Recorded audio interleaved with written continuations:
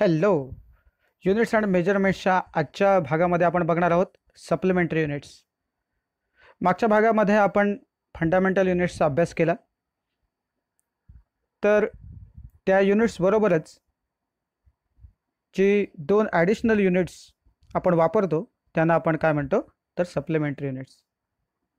तर त्यातलं जे पहिलं आहे ते आहे प्लेन अँगल, जे डी थीटा या सिम्बॉलनं आपण दाखवतो.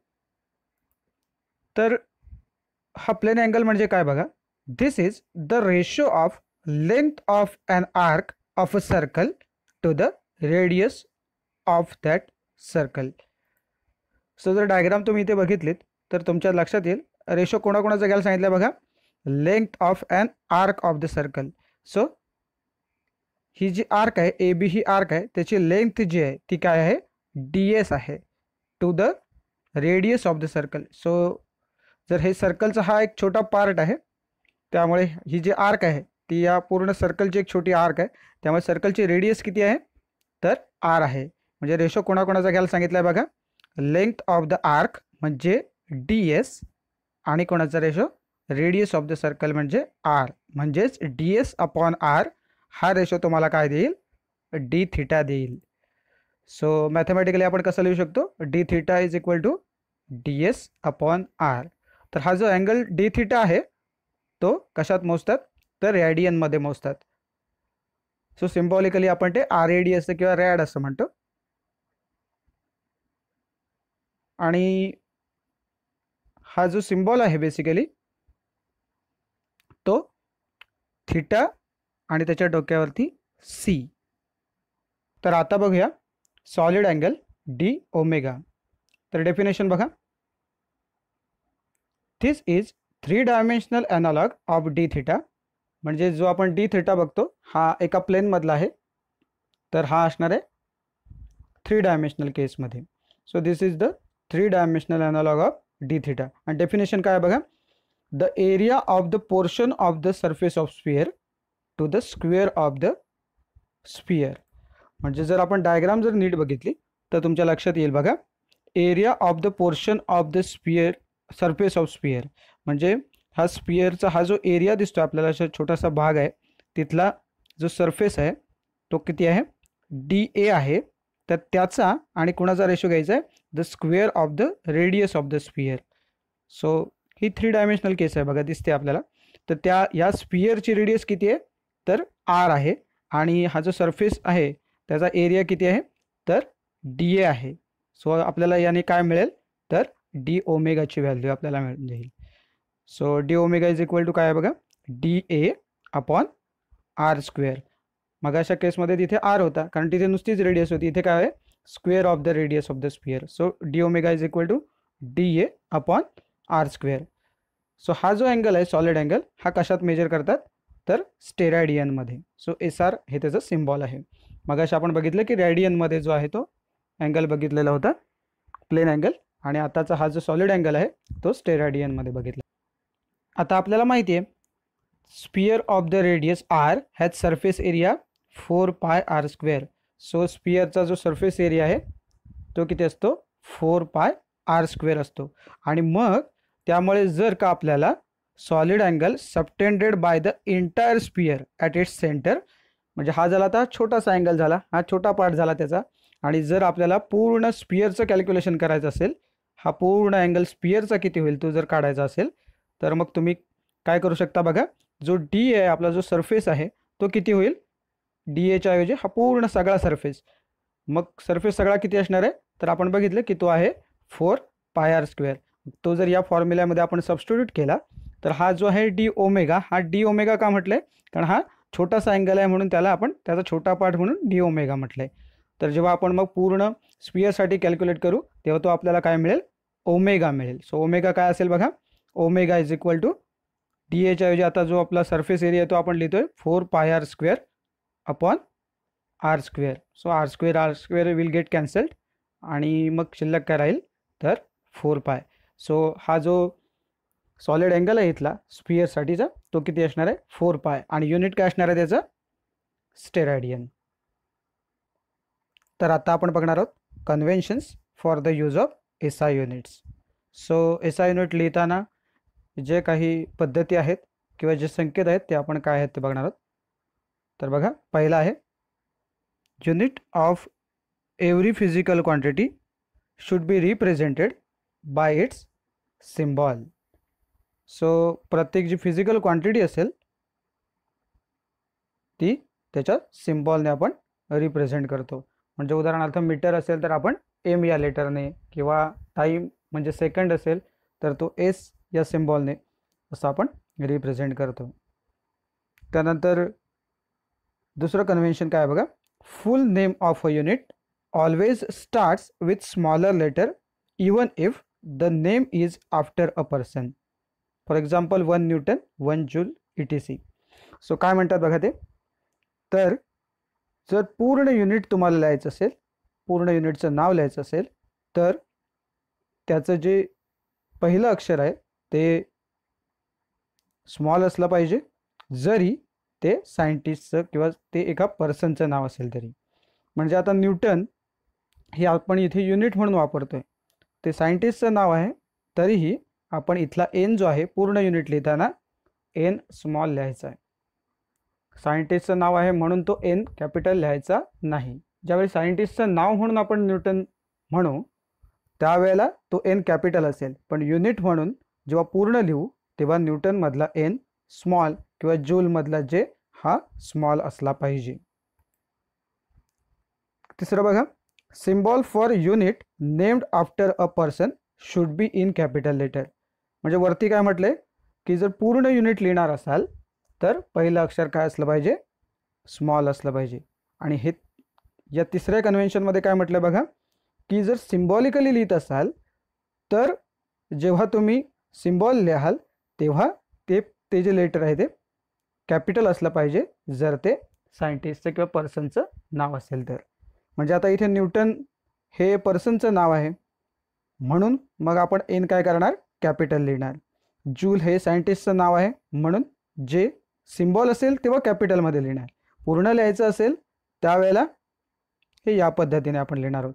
समजा मीटर आहे, मीटर हे कुठल्या सायंटिस्टचं नाव नाही, मग मीटरचा सिम्बॉल M जो आहे हा स्मॉल असेल.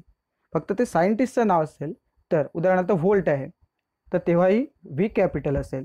एम्पियर आहे तर एम्पियरमध्ये A कॅपिटल जर सिम्बॉल असेल तर. पूर्ण युनिट लिहिणार असाल आणि युनिट म्हणून वापरणार असाल तर तेव्हा पण एम्पियरमधला A स्मॉल असेल, पण जेव्हा तुम्ही सायंटिस्टचं नाव म्हणून लिहिणार आहात तेव्हा तो कॅपिटल असेल. आणि सिम्बॉलच्या भाषेत सांगायचं झालं तर ते सायंटिस्टचं नाव आहे म्हणून एम्पियरमधला A हा कॅपिटल असला पाहिजे. चौथं काय आहे बघा, symbols for units do not take plural form. म्हणजे कधीही अनेक वचने लिहायचं नाही, एक वचनी असेल. म्हणजे उदाहरणार्थ बघा, force of 20 Newton, not Newton's. 20 Newton's असं लिहायचं नाही किंवा NS असंही लिहायचं नाही. ठीक आहे. सो पुढचं बघूया, पाचवं कन्व्हेन्शन काय आहे, symbols for units do not contain any full stop at the end of recommended letter. So आपण कुठेही फुल स्टॉप वापरणार नाही. आता बघा 25 kg लिहिलं आहे तर याच्या पुढे जर डॉट लिहित असाल तर ते चुकीचं आहे. काही ठिकाणी असंही होतं बघा, सेंटीमीटर तुम्हाला लिहायचं आहे तर आपल्याला असं वाटतं की सेंटीमीटर म्हणजे C.M. असं आपण सेंटीमीटर लिहितो, तर असं लिहायचं नाही, ते CM असं लिहायचं. कळलं. सो कुठेही फुल स्टॉप आपण वापरणार नाही आहोत. अर्थात वाक्याच्या शेवटी जर तुमचं हे 25 kg आलं तर वाक्याचा शेवट म्हणून जे आपण फुल स्टॉप देतो ते त्या पद्धतीने येईल, पण मध्येच कुठेतरी 25 kg म्हणायचं असेल तर तिथे फुल स्टॉप येता कामा नये. तर अशा ठिकाणी आपण फुल स्टॉप देत नाही. सो पुढचं कन्व्हेन्शन काय आहे बघा, the units of physical quantities in numerator and denominator should be written as 1:. So असं जर युनिट असेल तर ते एकच रेशो म्हणून लिहायचं आहे. काय बघा, उदाहरण त्यांनी दिले, SI unit of acceleration. So acceleration आपण कसं लिहितो, मीटर/सेकंड². सो इथे कंडिशन बघा काय होईल, तर इथे दिलं आहे बघा, मीटर स्पेस दिली आहे इथे, सेकंड आणि स्क्वेअर जो सेकंड स्क्वेअर असतो हा न्यूमरेटरमध्ये आल्यानंतर हा -2 होईल. पण एखादा असं म्हणेल की ॲक्सेलरेशन म्हणजे काय, तर व्हेलॉसिटी अपॉन टाईम. तर इथे व्हेलॉसिटी काय आहे, m/s. सो m पर s आणि डिवायडेड बाय पुन्हा s, म्हणून m/s/s असं नाही लिहायचं, ते असं लिहायला पाहिजे m/s². सो एकच रेशो असला पाहिजे, नाहीतर हे कसं तरी विचित्र दिसेल बघा. तर अशा पद्धतीने लिहायचं नाही, एकतर असं लिहा किंवा असं लिहा. नेक्स्ट बघा काय आहे, use of combination of units and symbols for units is avoided when physical quantity is expressed by combination of two. So हे लक्षात घ्या की ज्या वेळेला कॉम्बिनेशन आपल्याला करायचं आहे त्यावेळेला हे असं लिहायचं नाही बघा, जूल, के जी आणि के, हे करेक्ट आहे बघा. हे सगळं एक तर सिम्बॉलिकली आपण लिहिलं आणि इथे बघा यांनी काय केलं, तर जूल/kg आणि मग के लिहिलंय. म्हणजे काही ठिकाणी पूर्ण युनिट वापरलंय, काही ठिकाणी सिम्बॉल वापरलंय. तर असं करायचं नाही. तर हे तुम्ही कॉम्बिनेशन काय करायचंय, अवॉइड करायचंय.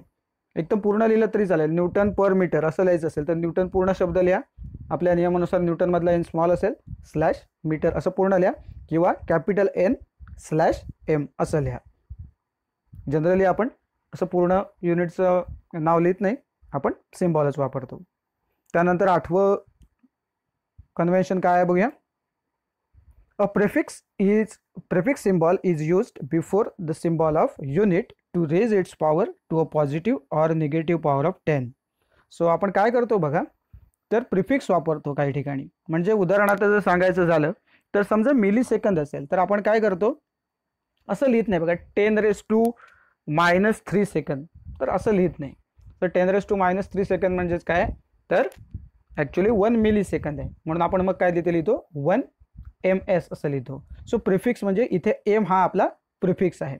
सो डेफिनेटली तसंच आपण जर बघितलं तर मायक्रोसेकंडचं येईल, म्हणजे 10⁻⁻6 सेकंद असेल तर आपण 1 मायक्रोसेकंद लिहिणार, किंवा 10⁻⁹ सेकंद असेल तर 1 नॅनो सेकंद लिहिणार. सो या पद्धतीने आपण प्रिफिक्स त्याला जोडत जातो. ठीक आहे. सो पुढचं बघूया कन्व्हेन्शन. स्पेस और hyphen must be used while indicating multiplication of two units. So space किंवा हायफन दोनपैकी एक काहीतरी वापरा जेव्हा तुम्हाला मल्टिप्लिकेशन आहे या दोन फॅक्टरमध्ये किंवा दोन क्वांटिटीजमध्ये असं दाखवायचं असेल तर. उदाहरणार्थ समजा तुम्हाला m/s असं लिहायचं असेल तर इथे बघा हे असं न लिहिता आपण कसं करतो, कधी कधी s⁻⁻1 हे बघा असं लिहितो. तर जर असं लिहायचं असेल तर तुम्हाला काय करावं लागेल, तर ह्या m आणि s⁻⁻1 ही मायनस साईन बघा थोडीशी वरती असायला हवी होती, तर ही s⁻⁻1 आहे, इथे पण s⁻⁻1 आहे, एवढं लक्षात घ्या. तर हे बघा m into second inverse, so into आहे म्हणजे मल्टिप्लिकेशन आहे, तर इथे एकतर हायफन दिली आहे ही अशी, किंवा मग स्पेस दिली आहे ही बघा, m आणि s⁻⁻1च्या मध्ये स्पेस दिली आहे. तर ते चिकटून लिहायचे नाहीत, म्हणजे एखादा लिहिल m त्याच्याच पुढे s⁻⁻1, तर असं लिहायचं नाही. कारण काय होईल बघा, समजा आता इथे कंडिशन आहे आपण स्लॅशमध्ये बोलतोय, समजा असं झालं की मीटर इंटू सेकंड असं समजा कशाचं तरी युनिट आहे असं आपल्याला लिहायचं आहे ms, तर तुम्ही काय लिहिणार ms, म्हणजे याचा अर्थ काय झाला, मगाशी आपण वरती काय बघितलं, सो प्रिफिक्स. सो ms म्हणजे आपला अर्थ काय होतो, मिली सेकंड. सो आपल्याला ते टाळायचं आहे. सो आपल्याला जर ते तसं हवं असेल की मीटर इंटू सेकंड, तर तुम्हाला काय करावं लागेल, m-s असं तरी लिहा, किंवा m स्पेस s असं तरी लिहा, जेणेकरून काय होईल मग कन्फ्युजन होणार नाही की हे मिली सेकंड लिहिले की मीटर इंटू सेकंड लिहिले. सो आलं लक्षात. सो एवढी फक्त काळजी घ्यावी लागते ज्या वेळेला आपण SI युनिट लिहितो. सो या पद्धतीने ही आपली 9 कन्व्हेन्शन्स आपण बघितली SI युनिट लिहिण्याची, आणि पुढच्या भागात आपण बघणार आहोत मेजरमेंट्स ऑफ लेंथ.